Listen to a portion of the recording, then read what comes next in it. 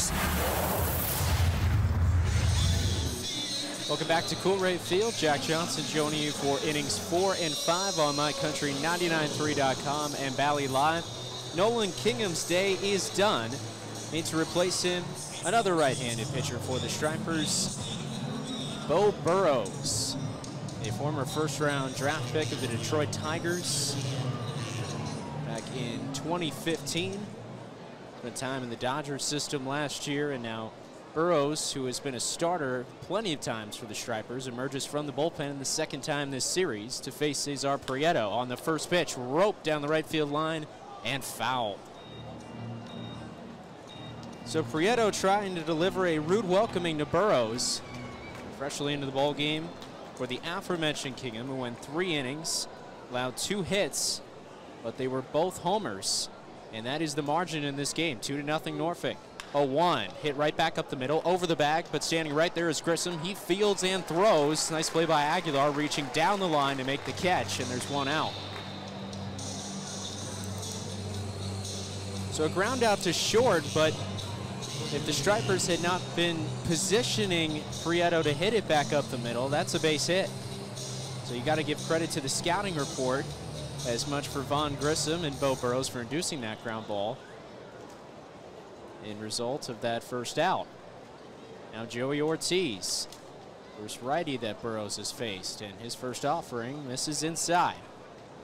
We saw Burrows on Wednesday afternoon through 2 innings, 1 hit, no runs, didn't walk anybody, struck out 3. 1-0 to Ortiz, swing and a miss.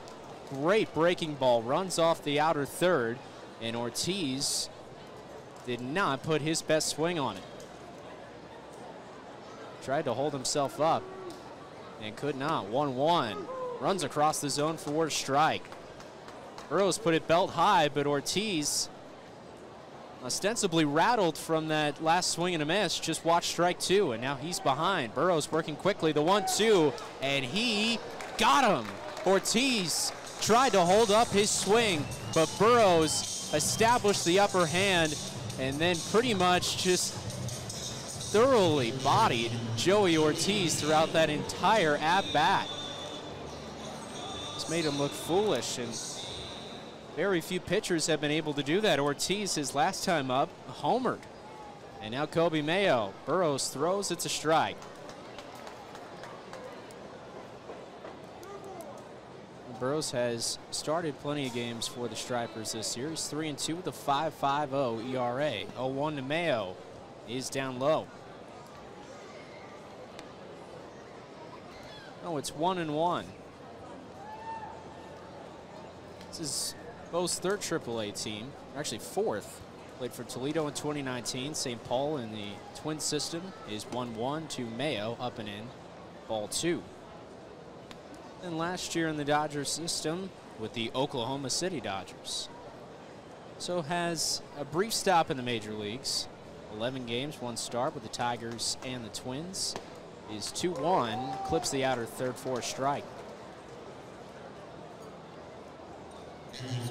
But before we can say for sure that's a strike, that has been challenged, and now it has been confirmed. So Norfolk loses a challenge, and that ball just grazed the outside corner.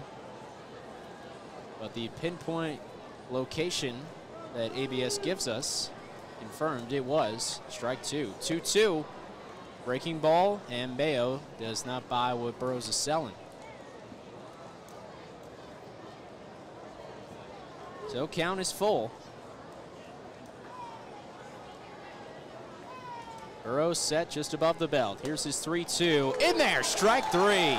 Mayo watches it, and he'll walk back to the dugout. It's a 1-2-3 inning spun by Beau Burrows, and he got the better of Ortiz and Kobe Mayo, 2 of the hotter hitters in this series for the Tides. Remains 2-0 Norfolk as we go to the last of the 4th for the Stripers. Aguilar, 24-year-old right-hander Chase McDermott will start the last of the 4th on the mound, as he has the previous 3 for the Norfolk Tides, and he'll be facing 33-year-old veteran Jesus Aguilar. Batting cleanup for the Stripers tonight and trying to spark something for Gwinnett in the last of the fourth. On the first pitch, he watches a breaking ball run across the zone and then outside of it for ball one. But a challenge has been called for by the Tides. They have 2 challenges remaining. Kobe Mayo asked for one, and that challenge was upheld. And now this challenge is going to be won by the Tides. That ran right through the very outer edge of the strike zone for strike one. Now McDermott in the wind, his 53rd pitch runs off the outside, and that is definitively ball one.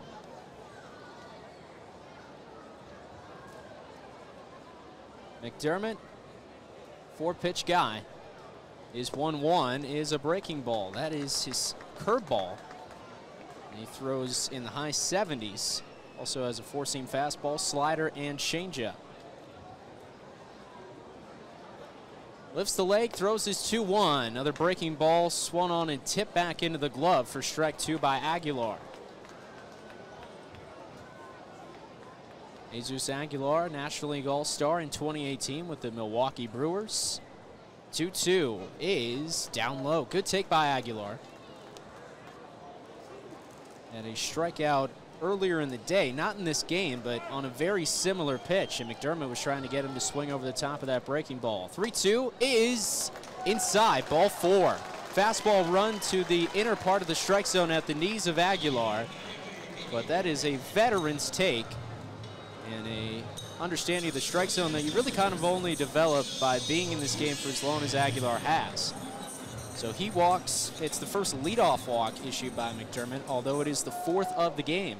As I mentioned, Aguilar, a National League All-Star with the Brewers in 2018. We'll get to the Braves-Brewers game in a second. Joe Dunan takes the first pitch that runs outside, ball 1.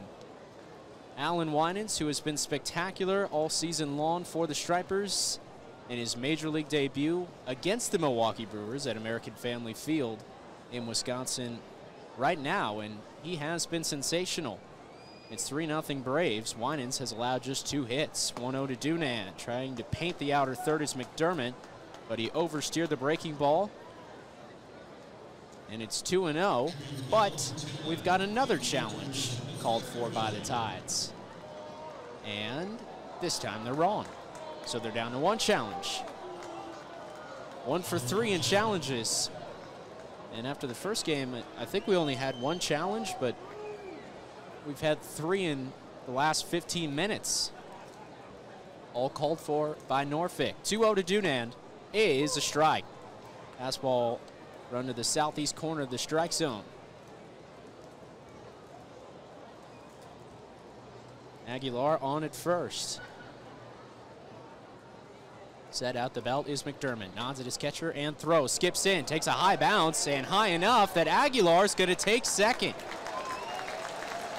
Well, it caromed off the ground, and I think caught a piece of Maverick Hanley's catcher's gear, and that is what sent the ball upward in the air, and it's suspended in the air long enough that Jesus Aguilar, who you could very easily describe as a non-base stealing threat, he moves up to second.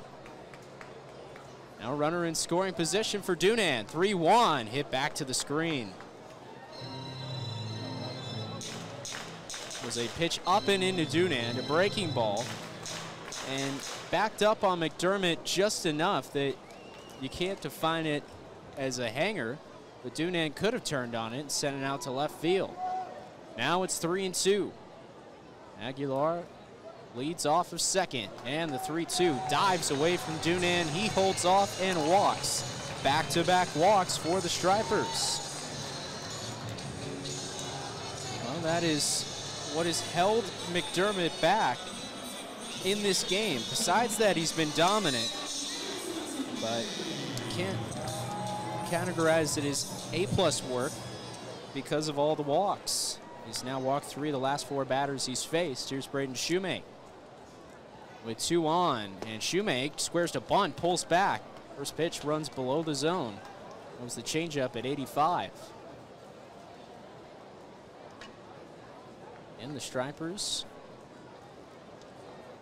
with runners at first and second this year, still looking to break through. Shoemake hits the 1-0 back to the screen. They're hitting 187 with runners at first and second, and have the least amount of RBIs in these scenarios. And with nobody out, they would love to get at least one run in. 1-1 to Shoemake is chopped foul. It bounced down the first base line and onto the grass. Handled there by Lewin Diaz, the first baseman. And we'll flip it up over to the Tides dugout. Fresh baseball served up for Chase McDermott. It's Aguilar at second, Dunand at first. Both the runners walk to get there. 1-2 to Shoemake, floats up and out of the zone. If you just say runners in scoring position for the Stripers, numbers not that much better. They're hitting just .228 on the year. Aguilar in scoring position for Shoemake, and he clubs this one down the right field line. Going to be close, hooking in the corner. It is foul. Dives out of play at the last second. Straight down the right field line.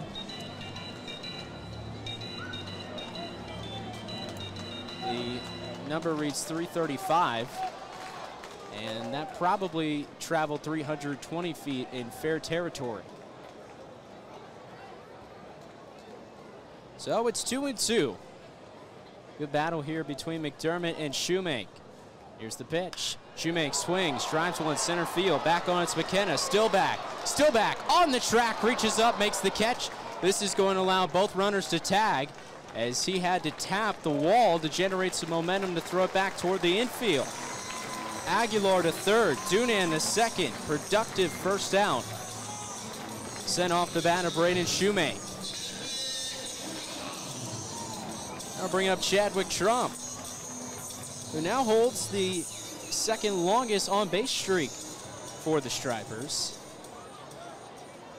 It's now at 17 games, and that's active on-base streaks. Von Grissom extended his 17 on-base streak in the previous game, and now is up to 18 with the first inning walk. Anyways, Trump takes a strike. Poured across the zone by McDermott there. He wasn't messing around. Runners at second and third for Chadwick Trump. The 0-1, Trump hacks and misses. So he goes down 0-2. Walk back in the second. 2 walks in the frame and a lawn fly out to center field have put 2 in scoring position for the Stripers catcher. 0-2, 1 away. 2-0 Norfolk, last of the fourth. McDermott throws, and Trump strikes out. Climbed the ladder, came up empty. And he walks back to the dugout after striking out on 3 pitches. Very disappointing at bat. Here's Hoy Park, who has been sensational for the Stripers as of late. Hoy Park having one of the better Julys in a Striper uniform. Walked off the game on Wednesday, and Park with the best OPS on the team in July at over 1,000. First offering, a wave and a miss. After the high fastball, it's elevator up, elevator down. Breaking ball below the knees of Park.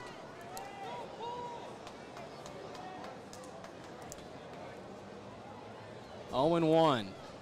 Stripers trying not to waste this opportunity. Here it comes, inside. Good take by Park. A tugged fastball at 95 miles an hour from McDermott. Tying run at Dunand is on at second. Stripers' first run of the game represented by Aguilar third. The 1-1. Park lofts one. Shallow left center. This one's getting heavy. It's down. Base hit. And this game is tied. Aguilar and Dunand score. Hoy Park delivers once again against the Tides. 2-2 in the fourth.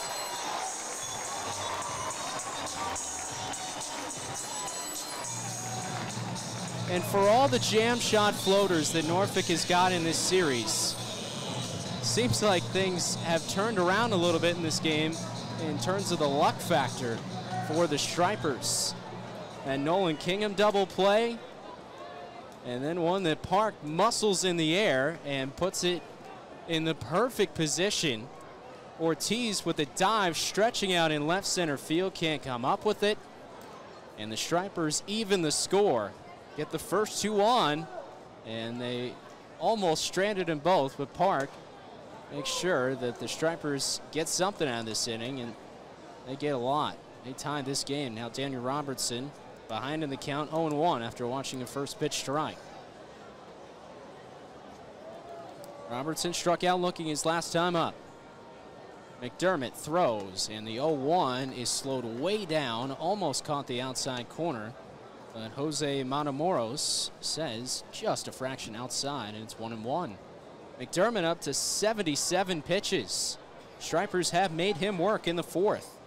This is the sixth batter he's faced. 1-1, and Robertson dribbles it foul over towards the Tide's on deck circle, where Kyle Stowers will lead things off. Maverick Hanley and Lewin Diaz. Stowers' home run back in the second inning is the reason the Tides are even with the Stripers here in the last of the fourth. Just 2 hits for Norfolk, 1 for the Stripers, and it's 2-2.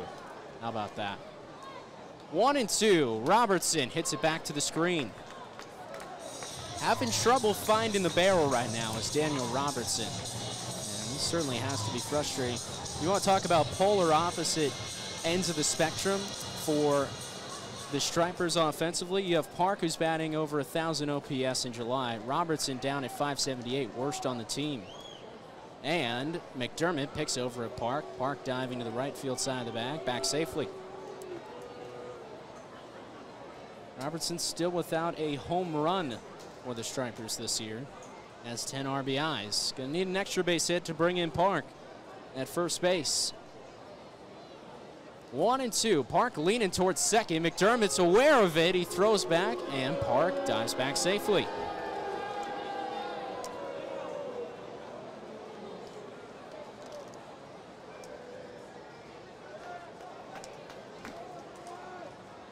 McDermott with the baseball at his back. Nods at Hanley, comes set at the belt. He throws. It's a pitch out. Back to first goes the throw from Hanley, and Park is hosed. Park took a large secondary lead, was not expecting the pitch out, and they didn't care if Robertson was going to draw even in the count. They just wanted to get the runner, and they did. So the second pickoff of the game.